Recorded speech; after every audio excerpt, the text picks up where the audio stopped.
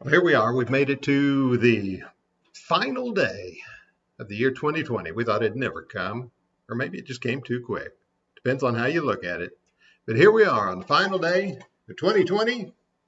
Hope it's a great day for you. Don't stay up too late and celebrate. The year will change whether you're awake or not. Anyway, glad you're with me. Come on into my little world for just a moment. How do we calculate? How do we think about what we've done? How do we measure it? How do we think about maybe what we've left undone? But I want to think about something in regard to how we perceive ourselves, where we've been, and where we're going in a way. You know, Nehemiah was an outstanding leader and character, governor. He'd been a great servant of the foreign king. But he wanted to come home and take care of business in Jerusalem, rebuild the walls. It's a great story, great story. But I think Nehemiah, when you read about him, was one of those guys that never felt like he fully accomplished everything he wanted to do. In fact, multiple times he offered a prayer to God. He would say, "Remember me, my God, for good, according to all that I have done for this people." Or a pretty close statement to that. In other words, Lord, please remember the good that I've done. As if he'd done a whole lot of bad things, and that wasn't his point. I think he just, and it's just my perception, never felt like he fully accomplished what he wanted to accomplish. I remember watching a movie about the life of Sam Houston. And in the very end of his life, and he lived a colorful life, historically colorful life. If you're a Texan, you know that story. Sam Houston, when he came to the end of his life,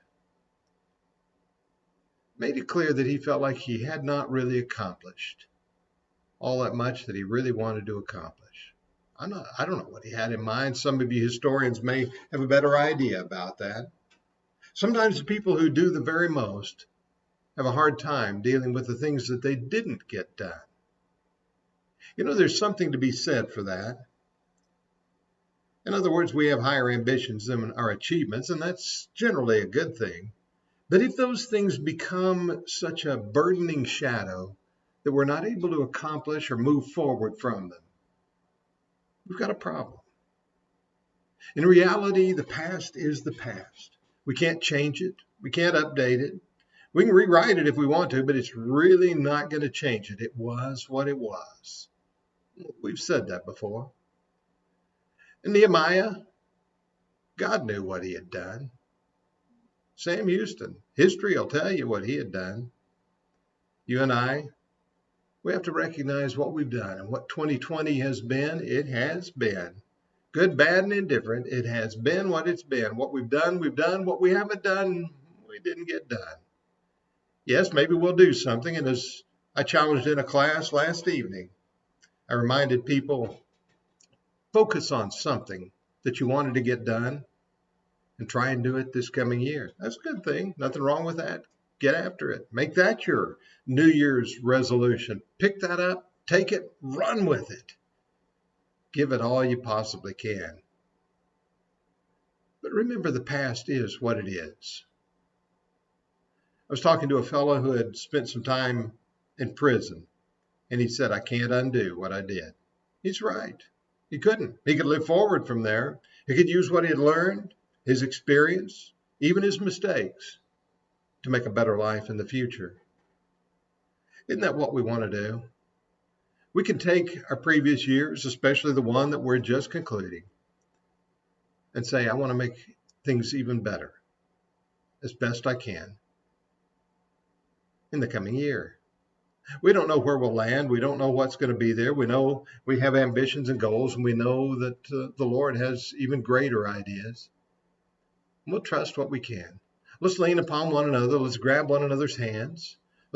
When we can. Let's do the very best that we can under our circumstances and reach for the very best. Paul said, forgetting the things that are behind and reaching forward, in Philippians 3. Press on. Time's not going to stop.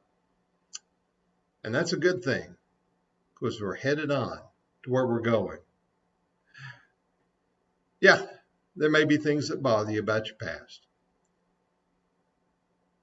But pray the Lord, like Nehemiah, let's draw upon the good things. And let's don't be afraid to step forward to the future. This will be the last devotional of this type I share with you in the year 2020. Probably won't be one tomorrow unless something happens, and who knows. But generally speaking, I think this will be the last one I share with you this year. I hope the few notes that we've shared in the months that we've been doing this throughout this year have given you a little encouragement, a little inspiration, if you will, a little reminder of how special our lives are, how special you are, and your place in this world, in the heart of God, and in others is invaluable. So grab hold and celebrate that we're winding up another year and we're launching into a new one. And when you go to bed tonight, say, Lord, take my hand, lead me on to the promised land. Let's head in that direction. How about that? I hope you have a very happy New Year's Eve. I hope that tomorrow brings an optimistic beginning to a great year. And let's trust God to take us as far as we can go. Thank you for being with me through these. Thank you for being with me today. And we'll look forward to, who knows, we'll share some things as the new year arrives. See you later.